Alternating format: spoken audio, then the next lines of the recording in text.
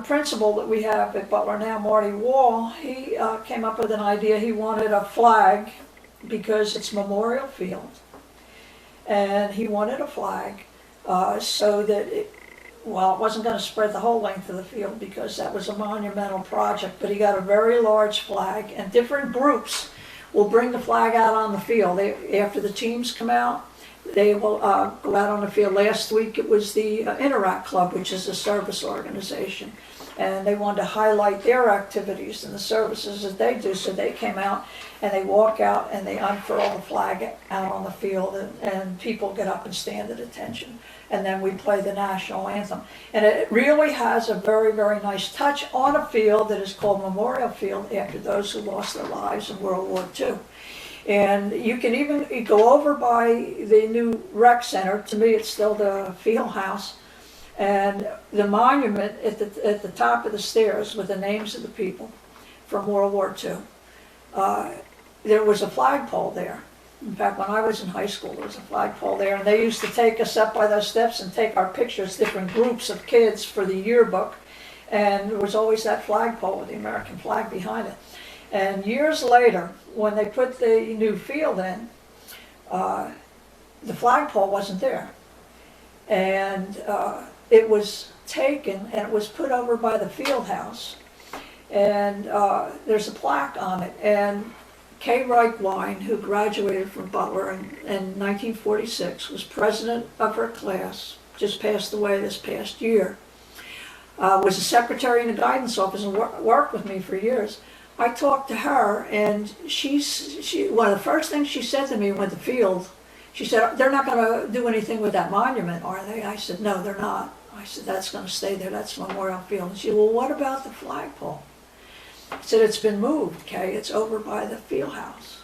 And I said, "It's got the plaque on it, as a gift of the class of 1946. Now, we're talking a long time afterwards, and how important that was to her. That was her class gift after World War II, and they were the people who experienced that terrible situation, those 4 years, where classmates were lost, and people were serving.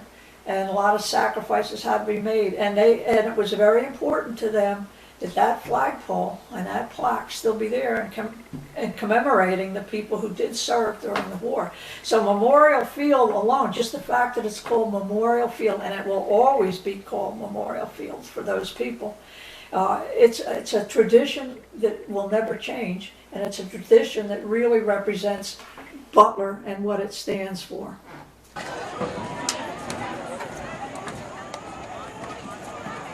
Today is a day of remembrance.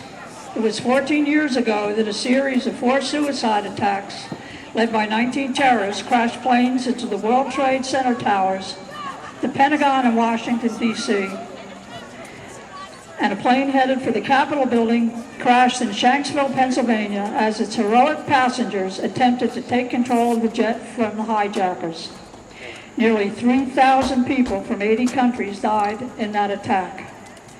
The spirit of America was reflected by how the American people banded together, providing aid and comfort to all in need.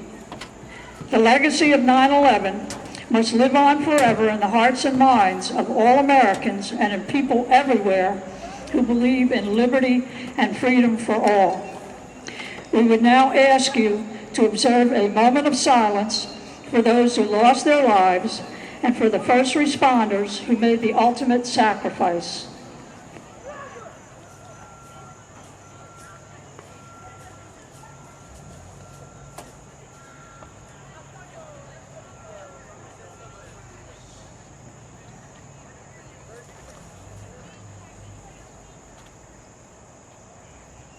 Thank you.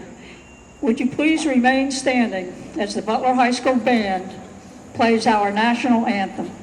One, ready,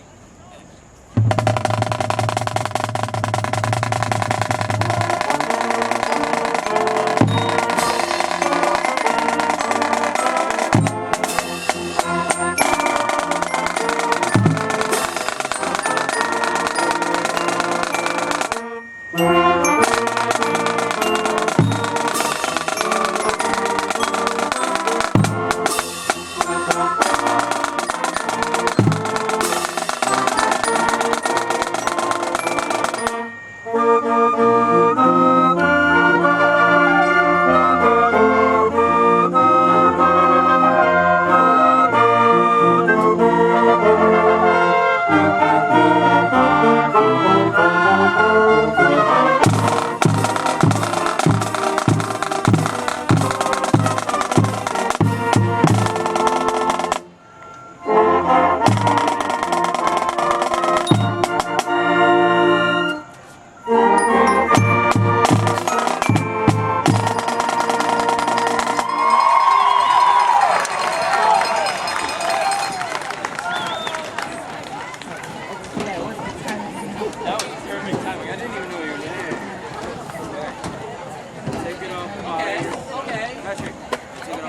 balance the tip without dropping it The off. official